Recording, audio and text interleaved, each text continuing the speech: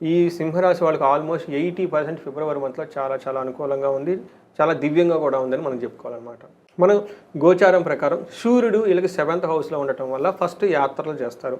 వీటితో పాటు వీళ్ళకి కొన్ని విషయాల్లో కొంచెం అంటే మిక్స్డ్గా ఉంటుందని చెప్పుకోవాలన్నమాట. ఎలాంటి విషయాలు అంటే మనకి సంస్కృతంలో ఏం చెప్తారంటే సామంత జన విద్వేష దారాపీడ సుత మయం ఉత్సాహ భంగకారిణి గోచారస్తే సప్తమే రవో అని చెప్తుంటాం. అంటే 7వ ఇంట్లో జన్మరాశి నుంచి సూర్యుడు ఉండటం వల్ల ఏమవుతుంది, సామంత జన విద్వేష అంటే వీళ్ళ చుట్టూ పనిచేసే ఎంప్లాయీస్ కానివ్వండి, లేదంటే వీళ్ళకి తెలిసిన వాళ్ళు కానీ ద్వేషించబడే అవకాశం ఎక్కువగా ఉంటుంది. తర్వాత ధారాపీడం అంటే భార్యకి హెల్త్ కాంప్లికేషన్స్ ఉండే అవకాశం ఎక్కువగా ఉంటుంది.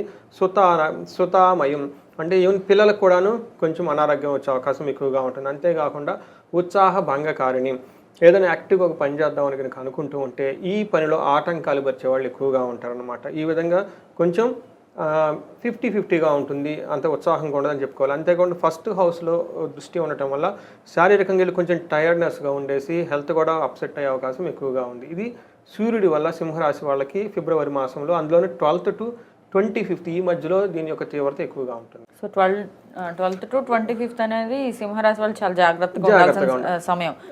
హెల్త్ వైజ్గా కావచ్చు, పిల్లల వైజ్గా, పిల్లలకు కూడా కొంచెం హెల్త్ ఇష్యూస్ ఉంటాయా? కరెక్ట్.